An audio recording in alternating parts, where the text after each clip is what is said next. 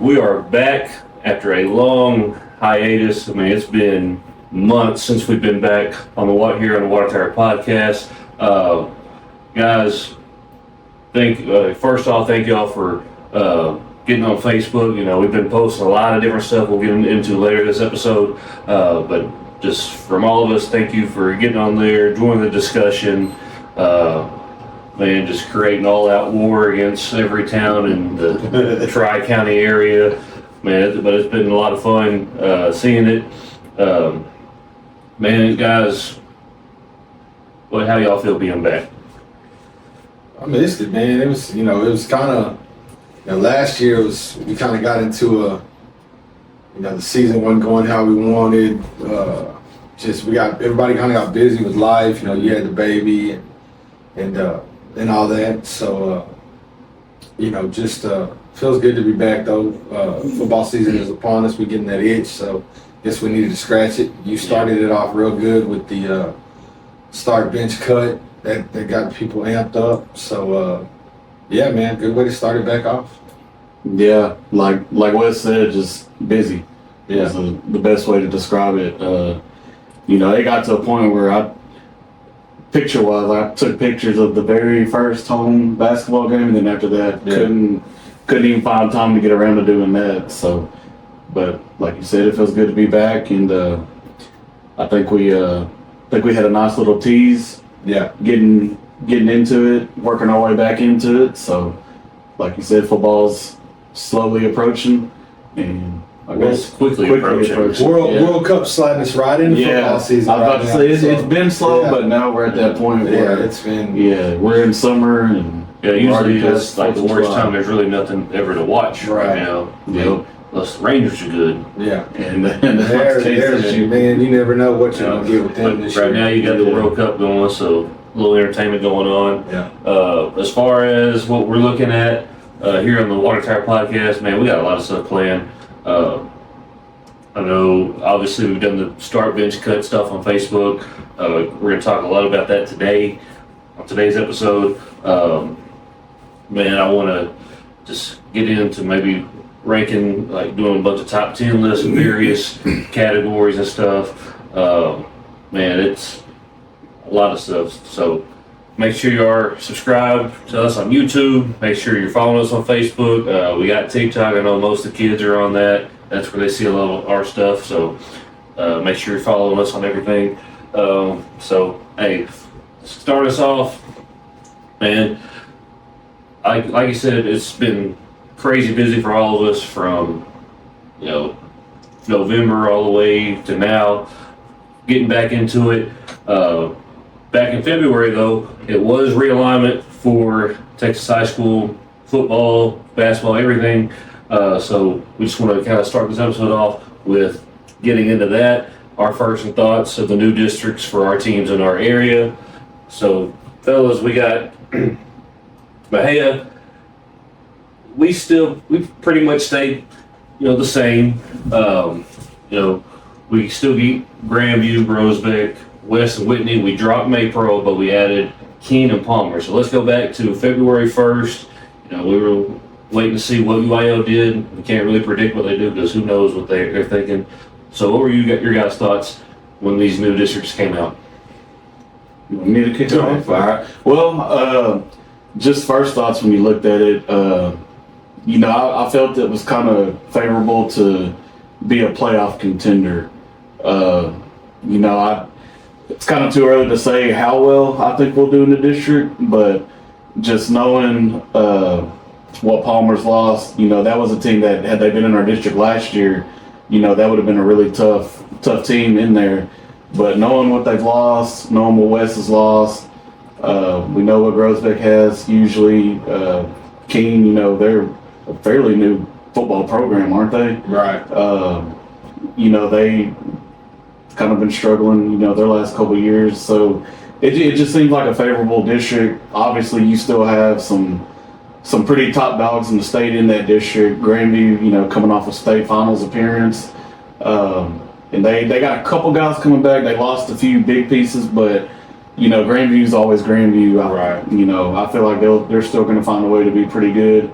And then Whitney, you know, was a team that kind of was on the rise last year, showed flashes of being really good. And I think that's a team that, you know, before the regular season is done with, they're going to be in that top 10 of the state discussion. And, you know, just real early prediction, that's probably going to be your 1 and 2. But I definitely think with what we have coming back, we will be a playoff contender in all of this. I agree. Like I said, the UIL, you never know. You know, we could have went somewhat east maybe, depending. You know, like we all kind of thought we'd kind of stay right where we were. Palmer, Keene, or New, never played them before. I'm with you. And I think it depends on the work we put in, where we can go. Like you said, Grandview lost a bit, but it's Grandview. Whitney's got one of the best players in the state, obviously the best player in the district. They got to be the heavy favorite. West is West. They always seem to have a pretty good program, but did lose a lot. You know, I think if our guys, you know, if they're working this summer like we hear they are, build some confidence in the regular season, the non-district season. I think our schedule this year is a little more favorable in the non-district as well. I think, you know, going into district, we could have a little confidence and sneak that third place maybe. You know, Grosbeck's, they're going to bring back a little bit, lost a little bit. You know, don't know much about King. Like you said, they're a brand new, you know, I think they said what, they'll be their third year playing 11 man football. So, you know, Palmer, like I said, they lost an all-state player, quarterback, and a few other pieces. So, you know, just overall, you know, I like where we're at. I think it's us versus us at this point right now, you know, and we'll see when the time comes. Sure, man. I think top to bottom, I don't think the district got any easier. I don't think it got just a whole lot tougher. Right. I mean, you get an extra district game, so, you know, it just becomes all the more pivotal to get those district wins at the end of the day. Beat who you should beat. Yeah. And then, you know, see where you are with the big dogs. Sure. So, overall, man, not much has changed. Again, you're adding Palmer and King to it. Like when I first saw it, man, it really wasn't shocked. I really thought Fairfield was coming back with us. But they go east, and they stay over with Crockett, Diboll, Huntington, Westwood, and Trinity. Obviously, this district, they lose Tig, and they just add Trinity to it. You're still the top dog in that district of, it really was Fairfield last year, winning the district. Yeah. With how much they lost, right now the favorite has to be Westwood with what they bring back. Obviously, Kavion Bryant, his brother, the Morrow kid, all those guys. And Crockett wasn't bad last year. Yeah, you know, we've seen them at 7-on-7. And of course, for what they do, 7-on-7 is kind of irrelevant for them. You know, Diboll is usually a pretty good program. You know, Fairfield did lose a lot, but had a good JV. You know, Bechtel has those guys over there rolling every year. So don't be surprised if Fairfield still isn't pretty good. Huntington, you know, they're more of a basketball school. Like I said, Westwood's the obvious favorite, and Trinity, you know, they're hit or miss. You know, they sometimes have some athletes, sometimes they're down. I know back in the younger days, Trinity was pretty good, this age group. I don't know if those guys have moved on, you know how that goes. Overall, Westwood's got to be the favorite to win that one, and you know, I don't know how far that they could go in the playoffs because it's Region 3 and 3A is just crazy talented, but they definitely have the best player in the state as far as on the offensive side of the ball on their team, so anything's possible. And then like I said, with the younger Bryant and then the Morrow kid at receiver, you know, we'll see. Yeah. You know, like I said, obviously, I would say Westwood is the favorite, and I don't know too many people that would argue with that. Yeah. But you know, kind of your prediction last year about Fairfield being the team that would give Westwood a run for the money at the district title. I think Diboll could be that team this year. Yeah, I'll agree with you on that. You know, that's a team that they're going to bring a few guys back that, you know, could really make a push at that district title. Yeah. Like you said, I wouldn't be completely surprised if Fairfield's in the running again. I think they might have lost a little too much to really come out year one of losing those guys and Right. you know, be in the running for a district title. But I definitely wouldn't count them out. I definitely see them as a playoff team. And then Crockett, they're a team to me that's just kind of, you don't really know a whole lot about them. They've years in the years past, they kind of struggled a little bit for their standard. And last year they were another one of those teams that, they had a season that they could be all right next year. And They are bringing back a bruiser at running back. I will say that. right, that could be a team that, if you're not showing up and ready for a physical ball game, they could come out, take care of you. It's just one of those things that we just kind of got to see how their season goes and their pre-district goes for them. And Right. as far as us, we get to see them week 1, so Yes, we will. yeah, we'll be the first test for them. So Yeah, for sure. And I think it's really behind Westwood. I think it's really, really interesting between Crockett, Diboll, and Fairfield. I mean, you can make a case for any of those behind Westwood. Yeah. Be interested to see how Trinity looks. Can they sneak in? Who knows?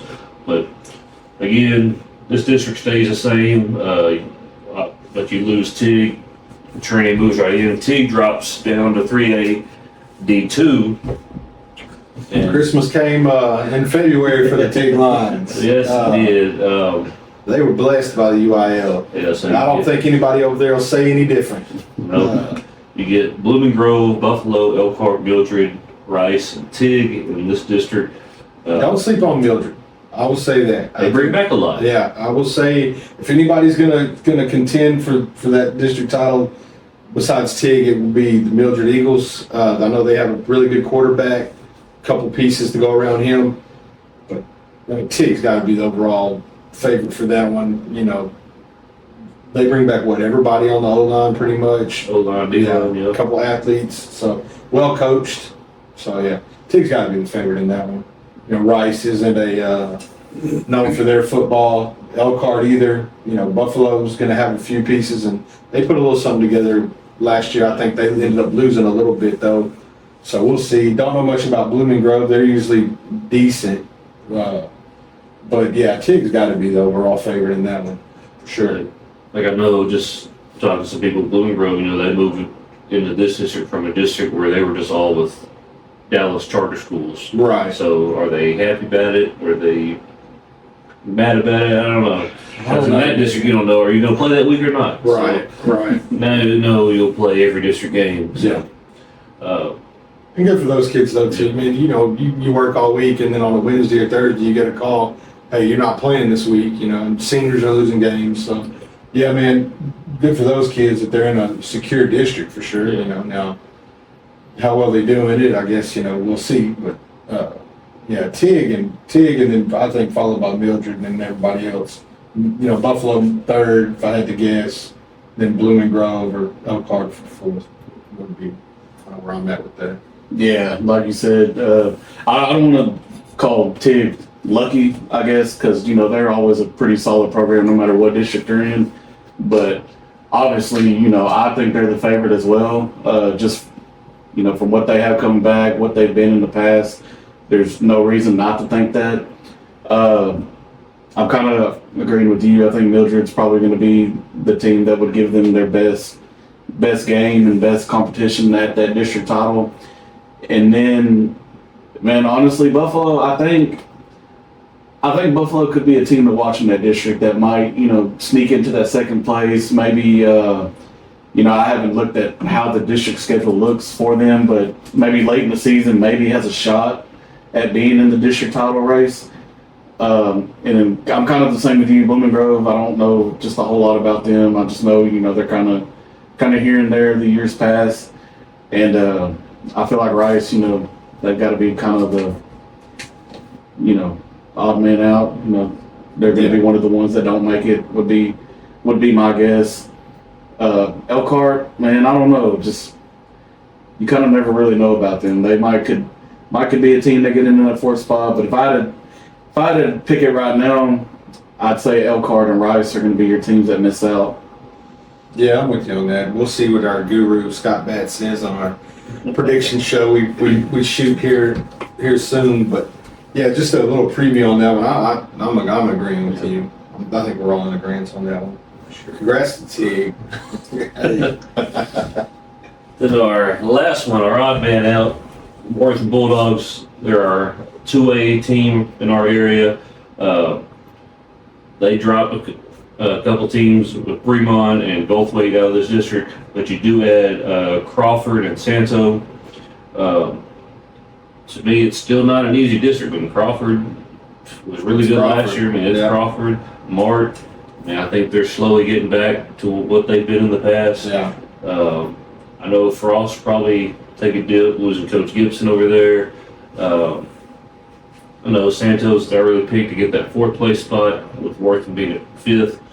Man, I think Wortham has a chance to sneak in this year, man. I think it's going to just come down to them and Santo. Yeah. I think Crawford, Mart, maybe Frost, then Wortham and Santo. I don't know. Wortham and Santo could both get in. Who knows? I think it's a lot of after Martin Crawford. Who knows? Yeah, Wortham here lately has kind of been the opposite of what Tig got this year, district wise. They've kind of got the short end of the stick when it comes to what district they get put in. You know, I agree with you. I think Crawford and Mart are going to be your obvious 1 and 2. Just your way too early prediction. Frost, Santo, Wortham, yeah, I'd say those 3 right there are going to fight for your last 2 playoff spots in that district. And I mean, I don't know. Hubbard struggled a lot here lately, but they're usually not that bad for that long. Well, they got a new coach too. I don't know if you remember Coach Cannot. He was when we were in the East Texas district, Brownsboro. He was the head coach there, and he turned that program. Yeah, they were getting around through. They had a couple guys that could really go. Yeah. Me personally, I don't know enough about this district to I mean, obviously Crawford and Mart are 1-2. However you want to flip that. Mart bringing a lot back, and we kind of figured some things out last year. I think Wortham was kind of in the same boat we were last year. Really young, lost a lot from the year before.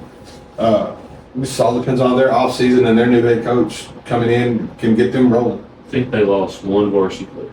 Yeah, so I mean, a lot of guys with a lot of experience coming back. It's just a matter of developing over the summer, and we'll see where they're at this season. Again, another one up. We'll see what the guru Scott Batts has to say about his Wortham Bulldogs when we shoot. Yeah. But yeah, the overwhelming favorite on those are Crawford, Mart, and I think everybody else, like I said, I don't know what Frost had built a little bit, but they lost their coach, so we'll see where they're at. But yeah, the rest, they'll be fighting for them last 2 spots, I guess.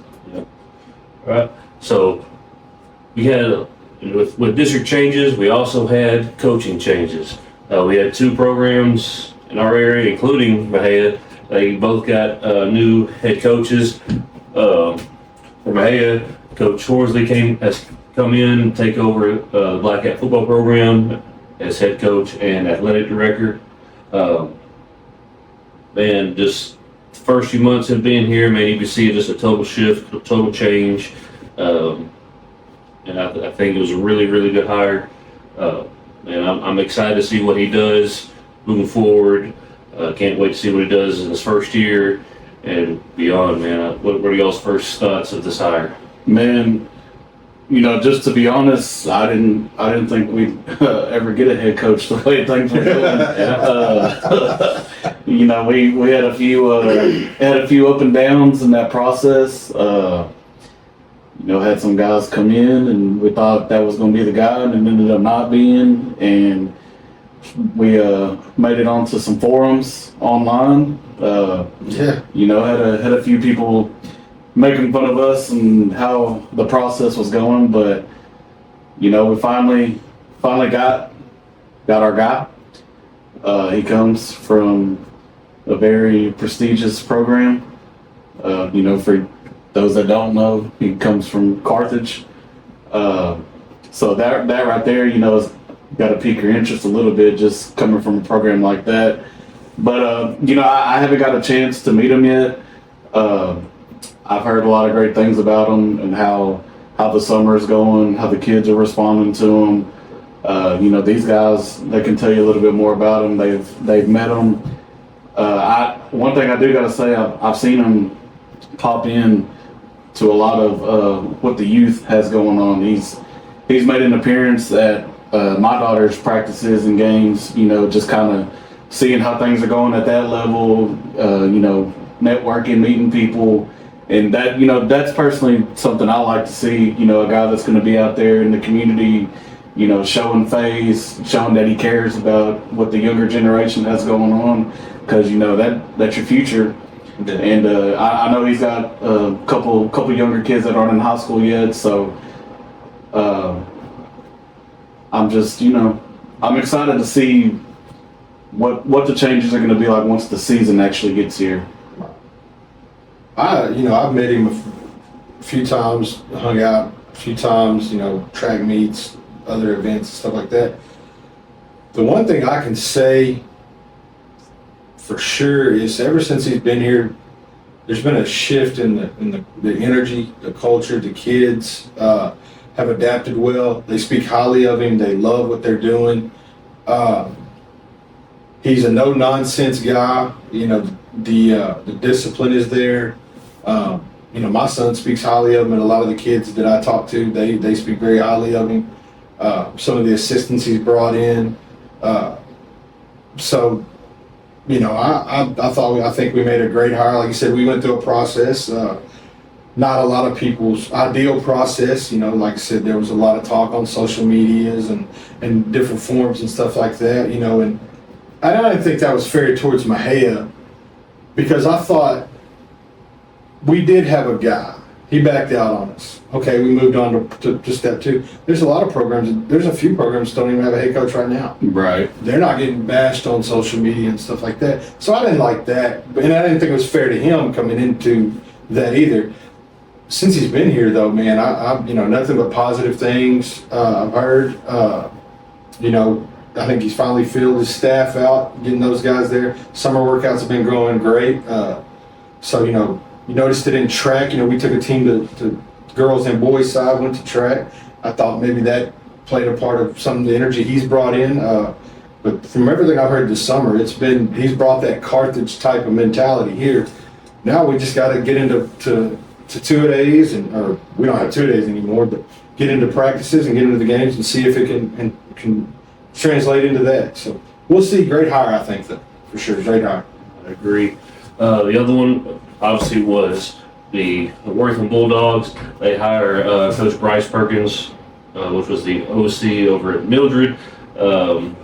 Everyone I've talked to from Wortham, including Scott Batts, they're all excited about this. Scott Batts. They're all excited about this hire. Coach Coker did some really, really good things there for, I think, what was it, 8 or 9 years he was there. For a while. Yeah. And it took them to further than they'd ever been before. So he took a job down in Comnell. Here comes Bryce Perkins. Again, I think it was a good hire for Wortham. You get a local guy. He's been at TIG, he's been at Mildred, so he knows the area. So I think it's a good hire for Wortham. Yeah, like we were talking about Wortham earlier, how they stack up with their district. Going through a coaching change can be a difficult thing. But like you said, you got a local guy he's been in TIG, been in Mildred. TIG, Wortham, and Free Southern County, they're all kind of the same to me. So I feel like he's going to have a good idea of what the kids are like, what the community is like. Coker did a lot of good things at Wortham, but sometimes change can be good. I'm not saying, he did bad, really. Last year, it was just a being young kind of situation. So maybe, just a new face in there, a new philosophy, new voice. I'm sure there's going to be some other guys added to the staff that are new. Right. Maybe that can be just kind of what the Wortham Bulldogs need to really, really get it going, have a great summer. And, when we're sitting here week 10, week 11, whatever you want to call it, they might be right there in the race for a playoff spot. Sure.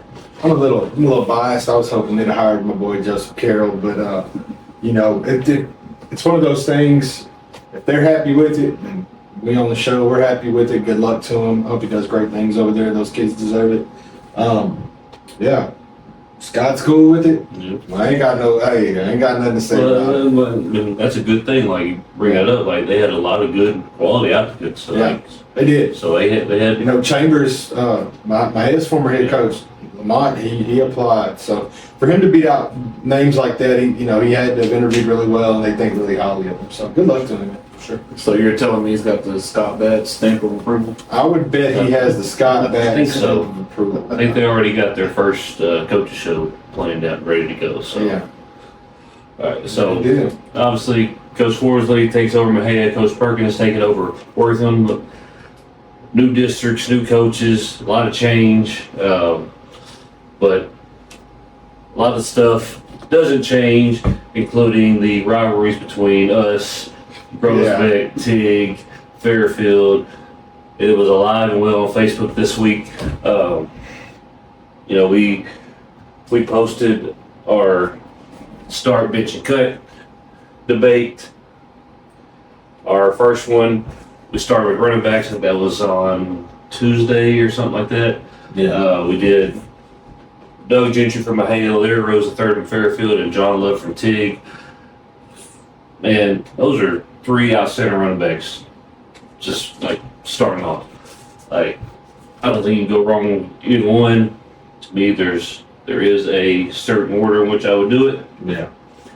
But what y'all think? I think people have a hard time. Mind you, we left off some really good running backs. Really good. So and we could have easily got on there and defended why we picked Doug and why these guys didn't, why these were better than these, and I'm like, we're battling why we didn't pick these Mejia guys. Yeah. That honestly, Some are better than the ones we put. and the unanimous decision was Larry Rose, I believe, if I went back and looked. And I have no problem with that. But there were 5 or 6 Mejia running backs. Are there 5 or 6 Fairfield running backs we could have picked? My personal opinion, Anthony Price is the best running back I ever watched playing Fairfield. That's Larry Rose has the stats, has the state appearance. And I get that, man, and overwhelmingly people did too.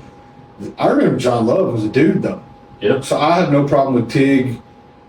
With Tig, people picking Tig. I don't think running back was the one that got us heated, though. I think running back was kind of The start to it. and guys that played with John Love, they battled for John Love, and that's perfectly fine. That I have no problem with that. And I think people kind of get confused of, okay, we weren't necessarily picking, all right, these are the top 3 best ever in Tri-County. We just picked 3. We picked 3. We wanted to Yeah. pick one from each school. Yeah. If you had one that could possibly be, there was a school that Yeah. didn't have that I couldn't think of a running back that was in that conversation. So The for Groesbeck, I'm Yeah. assuming that's who we're talking Yes. about. It would have been Jimmy Jefferson for me. Jimmy Yeah. Jefferson's probably, and I played against him, friends with him. Jimmy Jefferson was a really good running back. I couldn't tell you his stats. I just know he was a dude for 2-3 years in Groesbeck. They've had some other guys come through. I think Mike Graves is one. He was a pretty good running back. They had Jordan Smith. He moved on. yeah. I think he would have ended up being their best. I ain't gonna say best player ever, but he would have been up there.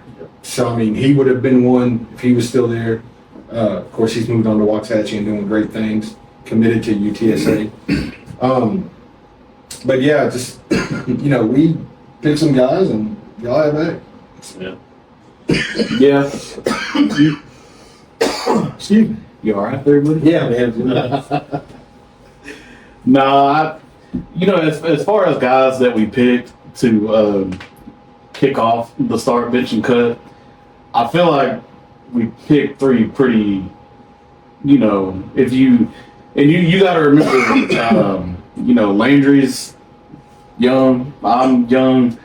Wes is kind of in that middle range, but we didn't see the guys that were mid 90s, early 90s, definitely before that. For me, I saw a few of the guys early 2000s But just little kid memory, I can't just 100% say and remember like, oh, this guy was better than this guy. Talk about these three here.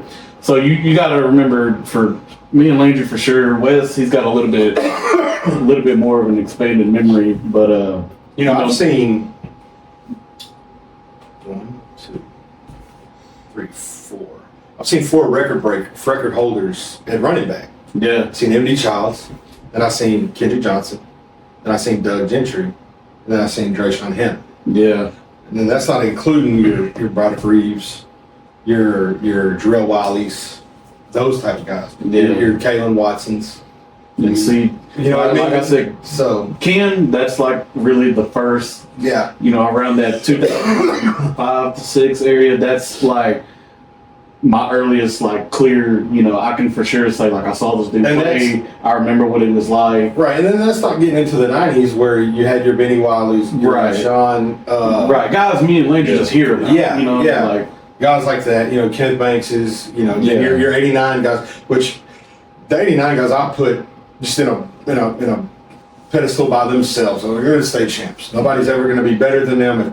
If those guys say this is the best player ever, that guy's the best player ever. Like you're not going to hear an argument from me. right.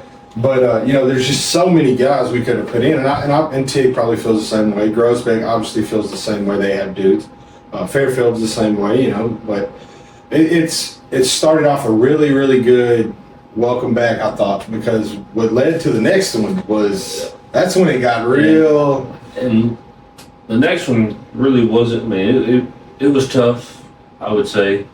Not necessarily, the order of things, but as far as who we put in there. Yeah. Obviously, Trey Davis was obvious. I think Fairfield, man, there was some debate there. Yeah. But obviously, we had Trey Davis from Mahia, Cole Collins from Fairfield, and then Austin Skinner from Tig. And Groesbeck could have been Cody Wilson. And I didn't think about that at the time. I would have I said didn't something. either. So it's But less. I'm gonna tell you though, that just goes to show you how good Larry Rose really was. He was so good it overshadowed what Gallegos was at quarterback. Because Gallegos wasn't bad. It wasn't. Like, It wasn't at all. Yeah. So it just kind of, that shows how good Trey Davis really was, because he had Doug next to him, yeah. and Trey was that dude still. Like everybody remembers Trey Davis. Right. As far as Mahia and Tig go, I feel like we, yeah, it'd be and Austin like that's Skinner the obvious, was, right? Yeah. I just think, and I forgot who commented, but the most glaring comment was just because Trey was playing a tougher 3A schedule, it didn't matter compared to also Skinner playing the schedule he did. Honestly, the competition thing matters to me, and I think if you compared who Mahia played through the regular season versus who Tig played, and you can't compare it because Austin Skinner and them were what, 14, 15, 13, 14? Yeah, so the guy who commented, he was trying to compare Austin Skinner's team to Mahia's then team. to the 14 team Mahia had. Right, and my biggest thing was you can't say, oh, his stats would have been better if he would have played the whole game, but then knock this guy because he didn't play the whole game either. Like Trey Davis didn't play a lot of second halves and fourth quarters. Okay, Austin Skinner might not have either, but Trey was not playing against, which is 4A now, big 3As. He wasn't playing Scary Rossers and all those. We're playing La Vega, Robinson, China Springs ranked number 3 in the state, and he didn't play in the second half of that game almost. Like late in the third, he was out. All the starters were. So it ain't like you can't say, hey, this guy didn't play in the second half or the fourth quarter, but then knock this guy and say, well, it's the same thing, but against better competition. Yeah. And with I would bet Doug's. I don't know what Love rushed for and all that, but Doug was getting. But then here was my deciding factor. Okay, the passing. Factor in Trey's rushing. Yeah. Yeah. He's 1,300. yeah. It's senior I season. think it's for his career, he's 2,000 something yards. That's a quarterback we're talking about. On top of what, 3,000 yards passing? No, I think there was another argument saying, well, Skinner was a 4-year varsity player or something like that. Trey Davis wasn't. Trey easily could have been a 4-year varsity player. Yeah. From my understanding, his dad did not want him to be, and that's it's no knock, it's no shade at anything. That's his dad. I mean, his dad didn't feel like he was ready to be on that level. Okay, they had Ken. Honestly, didn't need him to be. But it ain't like he couldn't have been. For the long run, it might have been. Who knows? Like, And if memory serves, I want to say Trey Davis played in the playoff game as a quarterback as a freshman. But my thing is, you can't knock one and the other did the same thing. I feel like there was a lot of pushback on Trey when it came to, he was a baseball guy, and he didn't He go had play Division college. One. He had Division One quarterback offer. That's what people aren't understanding. No, he chose to do the baseball thing, Right. and hey, he chose that. He could have easily chose to go play quarterback and play baseball in college for several yeah, different schools. they said, oh, he was a baseball guy. But like I told you the other day, like it's like saying Kavion Bryant isn't a hooper Yeah, because Right, he's choosing because he's football. going Exactly. to play college football. perfect example. Yeah, because he's a 3-star basketball Yeah, player. I mean, anybody who's seen him play basketball, Yeah. played against him, Trey's That is same. the equivalent. Trey got drafted to play baseball. Yeah. Trey had Power 5 schools offering him to play football and baseball. Like, I mean, what are we talking about here? And like, I'm not discrediting Skinner. He did not have big Division One colleges offering him that. And I thought, But I thought Skinner was and let's one of the best. let's emphasize that because I thought Austin Skinner was a great Oh, quarterback. yeah, I enjoyed watching those teams. Yeah. I watched them in the playoffs. yeah, Enjoyed watching those teams I play. mean, like you don't have one of the best offenses in the state You don't. if you don't have him. right. Like, But, you know, Because they both had dudes to throw the football to. They both had a legit running back, good O lines. They just both ran into state champions. They played 10 times. They probably split. You know, we play Carthage 9 more times. We have a legit chance of beating them in all 9 of those. Just like they had the chance to beat Cameron. Yep. You know, I think Love was hurt, so that might have factored in on that. But that goes back to show. I personally think Doug was hurt. We still could have won football games with Trey Davis at quarterback because of his legs. Yeah, and you had another. That was my deciding factor. It had nothing to do with him being from my head. I look at the stats. Okay, passing numbers. This guy had more. This guy had more. That's fine. But when you throw in the rushing, that's the difference. Yeah. And I think that's where people forget too is they don't look at the whole picture. Like Doug was next to Trey, so obviously they're not going to be passing the ball as much as Tig was. Yeah. I mean, yeah, but Yeah, you have a Division One running back next to a Division One quarterback. You're basically splitting who gets the ball. Yeah, because just the feedback we got, it definitely seemed like Trey versus Austin was the who's one, who's two, and I 100% get all the Tig guys, Freestone County guys taking Austin. Like No you problem. said, yeah, like you said, he's a great player, I actually got to see him play a lot. I had a cousin on the team, and saw him play a lot throughout the years. Great player. If you want to take Austin Skinner, I would 100% get it. Yeah. Especially if you're from Tig. Like, it's, obviously you're going to lean towards your guys. But like, it goes back to, there was a few comments on there that would discredit the other two guys, but it was literally the same. It applied to all. Yeah, it Because applied to Cole all. Collins didn't play in a lot of second halves this Right. year either. Yeah, there was a And few. they ran into a state champion. Yeah, there's a few So, I arguments mean- that I was just like, man, I don't really understand where you're going with this to Yeah. put Skinner on top. Right. If you would have just came out and hey, Austin Skinner, and I go click on your profile, I see you're from Tig, I go, hey, I get it. Yeah. Like I accept that versus Trey didn't go to playoffs every year he was quarterback. But he did. Right. That's what I'm saying. That's the Like thing. it got to people were just making stuff up, and it's Yeah. like, man, I don't like. Where are you getting? He was a 3-year starter. He went to the playoffs 3 years. Guess who he lost to in those 3 years? Carthage, Gilmer, Carthage. Yeah, it just because for me, like I said, I saw Trey play pretty much every game of his career. I saw Austin Skinner play a lot of games. Yeah. And to me, just what I saw with my own eyes, I'm gonna put Trey at the top of that list, just from what I saw, what Right. I experienced. And maybe there's people gonna be listening and saying, well, that's just the Maya bias, and that's fine. Like I'll accept that. I'm not arguing it's just the Tig bias in you, but just from what I actually saw, what I actually know, and someone made a comment on it. I can't remember who it was, but they were talking about the intangibles are unmatched when it comes to Trey Davis, and that was one of the bigger things that's gonna put him on top for me. Like it's Pete OG said it best. Trey Davis beat out Colt McCoy at a quarterback camp. Colt McCoy's one of the best college quarterbacks ever. Trey went and ousted him at a camp in high school. So I mean, and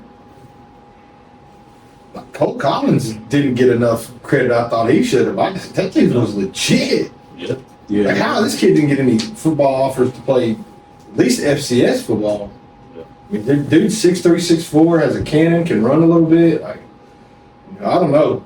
Somewhere, I don't know what the coaches were seeing or what. But I don't know. But yeah, that was my whole thing about it. You can't discredit one and it factor in for the other. So quarterbacks. Hey, we appreciate y'all though, man. Our followers went up crazy after Yeah. that. And man, if you ever wonder and question why quarterbacks get paid all the money, why There it is right there. just in this small town debate, that was Yeah. by far the most interactions we had on one post. Was the quarterback battle. Sure. Then the following day we went into receivers. We had Daleon Robinson from Mahia, Finn Smith from Fairfield, Aaron Mitchell from Tig, and Stephen Rowan from Groesbeck. Another 4 dudes. Yeah. That, man. Yeah, that's tough right there. Hey. To me, that's the closest grouping right there. And showing non-biased, it's Aaron Mitchell for me. Like Yeah. Daleon was good. He didn't get a full senior year at receiver, and there was a few like we could have went all the way back to Jesse Kimbrough. You know, we tried to kind of keep this in a 20-year window. Dude, Aaron Mitchell, freaking dog. Yeah, that like you said, if I think we had to pick 2, right? But if we're just gonna narrow it down to just pick one, I'm taking Aaron Mitchell. So I'm not, I'm shutting the bias stuff down right there. Like Yeah. Aaron Mitchell was. Yeah, that's bad. I watched him give us the blues for a few years. Yeah. So I mean, you got that dude right there. Then Daleon was a freak athlete. Like, he was like I said, he didn't get a full senior year at receiver. Finn Smith was obviously, noticed him last year when we played him, and then this past year, they just ate defenses up. Well, and like I told y'all this the other day, like you go look at his stats, career stats. Like that's the quietest 2,000 yard career I've ever seen. Yeah. You knew he was producing, Yeah. but I don't think you realized how much he was racking up Right. over those 2 years. Yeah, he was putting up some numbers. Like Stephen Ruin though, I honestly did not remember Stephen Ruin. You don't remember him? I don't. And my first time seeing Stephen Ruin was in flag football, a league I ran. Yeah. And I'm like, who is this big white dude from the Groesbeck team? That dude's killing. So they started telling me who he was, and I seen a couple highlights, and I was like, okay, all right. I kind of remember him now. Like I didn't just really remember him though. Like Ruin was a dude. Yeah, He was. that's why when we were trying to compile this list of guys, Yeah. and we weren't purposely leaving Groesbeck out on the Yeah. first 2. Like we were really trying to think who we could put that belongs up here with that people would be like, okay, I would take that guy in this conversation. And man, I had to throw Room in there because I was like, man, that he's a player a lot of people forget about. Wes, Right. perfect example. But I don't know. It's kind of I don't know. And he also played during that era where we had just dominated for so long. Yeah. The Mejia Groesbeck game just kind of felt like another game. So you're kind of, and I think his senior year we blew him out too. I want Yeah. to say so. It was just kind I of, think he still got his. yeah. Yeah, I he think did. he still had a pretty. And when I thought back, I was like, I remember Groesbeck had a dude that was kind of giving us the work Yeah. that game in Mejia, and it ended up being him. So yeah, Yeah, he's a dude a lot of people forget about. Yeah. For whatever reason, but I'm pretty sure his junior year he was the district MVP or something like that. yeah, It wasn't just the area thing. Like he was a guy that yeah. the area he was up there with the best receivers in that area. And we at the time. tried to put in guys that had careers like that for 2 or more years Yeah, were really, really good. Not just, a 1 year, this guy had popped 1 year. Obviously Larry's senior year, he was that dude, but he was also that dude as a junior. He just played behind another dude. Yeah. So, I mean, it wasn't, like I said, we weren't intentionally leaving people off, and we couldn't think of anybody. yeah, And, to be honest, when a group of people, and it wasn't just us three, there was people that helped us with these lists. Nobody else can think of anybody. Then were you that guy? yeah. Were you really that guy? Yeah, because You know what I mean? Like you said, it wasn't just us three that Yeah. kind of So I mean, put our brains together to try to find it. right. And knock us if you want. That's fine. Everybody has their own personal opinion. That it is what it is. But like I said, if a group of guys that we're sitting around for a whole day thinking, "Hey man, who can we put on this list?" and your name don't get mentioned, were you really that guy? Yeah, Were you that good? yeah, So this is where I'm at with it. yeah. Because like I said to me, like that was the closest grouping, and like you said, we spent some time. We had some other guys pitch in, who they thought, and a lot of the same names came up. Yeah. And someone brought up a good point about Daylion. He gets a little bit of a knock for Yeah. he had to go to quarterback his senior year, and it'll tie into what's coming up next for us. Like he almost, if Ken wasn't around, Daylion would have been your athlete discussion. See, I think mine probably would have been, which we're going to get to that in a minute, obviously, but and that mine is on that list. Actually, since mine is on that list, my other one is not on that list. Would have been Jaden Proctor. Yeah, Jaden Proctor's a guy that didn't get put on a list that could have easily been put on a list. And he played with guys that could have easily made our list. So Yeah. I mean, it's just like I said, people from out of town are upset with us. Like we watched a lot more of us than we did of y'all. yeah, And there were people that were asked and watched a lot of y'all or that played in y'all's era that didn't mention y'all's names either. Or these guys' names. So it just is what it is. So yeah. Because about the receivers, like we all knew once we put the picture, the first question that was going to be asked was, "Why is Matt Barnes not yeah. on the Groesbeck thing?" But we got to talking, to lead into the next thing, Yeah. and we wanted to go with the guy that was strictly receiver. And it's it's Yeah. if we're wrong, we're wrong. If you think we're wrong, that's fine. But like we said, it wasn't just us three. content. Hey, we got. I know the page got messages. I got personal messages that it was good content. Yeah, Like I said, our followers went up. Skyrocket. Yeah. So, like I said, might have been strategically done a little bit too. So to get some conversation. I don't think we're that smart. Yeah. So Friday we posted our final one of the week. We went we did athletes, overall athletes. Kendrick Johnson of Mejia, Kalen Watson of Mejia, Antonio Hurd of Tig, Tavis Coleman from Tig, Charles Oliver from Fairfield, and then Matt Barnes from Groesbeck. Man, I think this was the hardest list to put together. Obviously, I think Ken was an easy one. It just goes and this is probably biased. It is. But that just goes to show you how legit Ken was. And a lot of people forget he had 8 or 9 interceptions as a senior. We're not even going to talk about his return yards and touchdowns. Like, dude did it all. I mean, he did it all. So honestly, he really should be on a list by himself. Yeah. But it's our guy. We put him on there. I was honestly people were saying cut him. I was like, Yeah, I was like, okay, all right, I get this and that, but cut him? It just goes to, like you said, they didn't.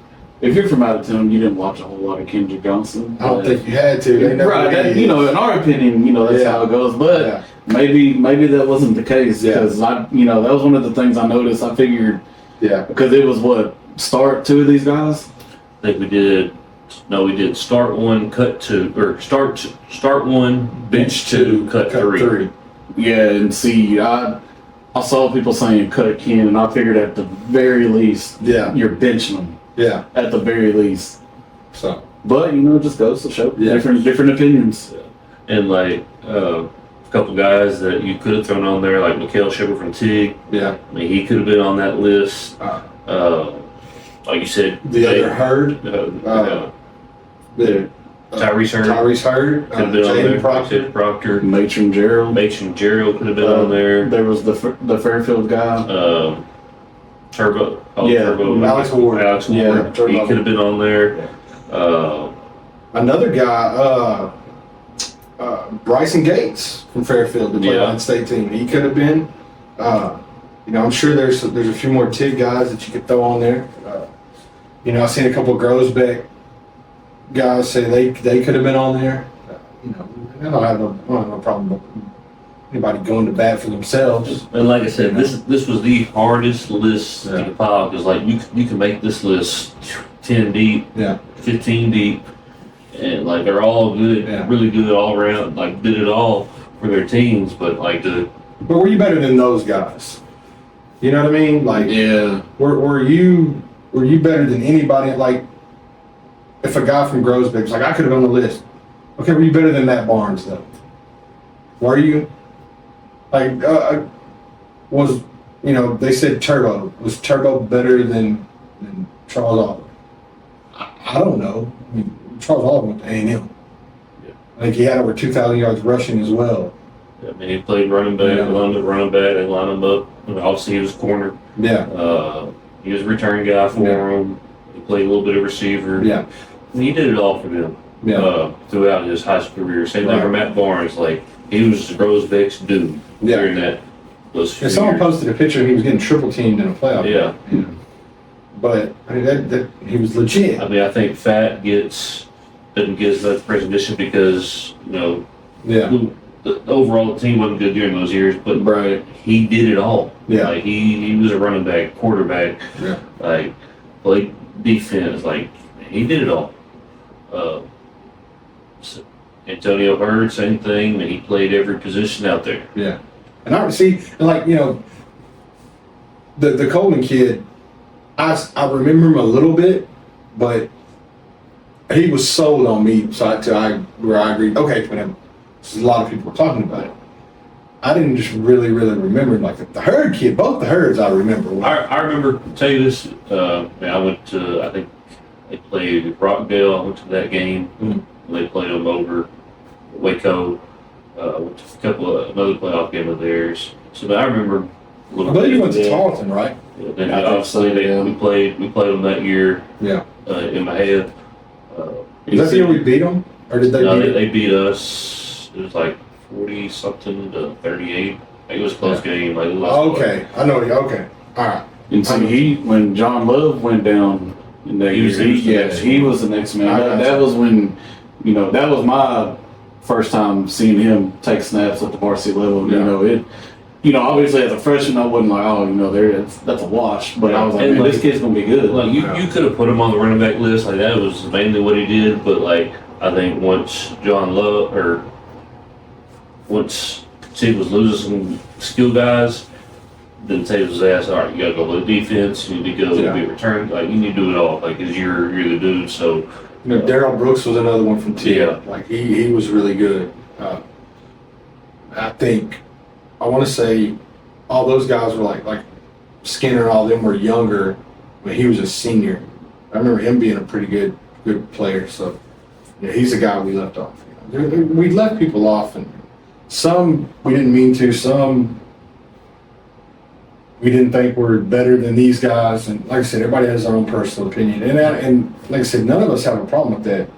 But you can't discredit one. Like I said, that was the biggest thing with all this, the arguments.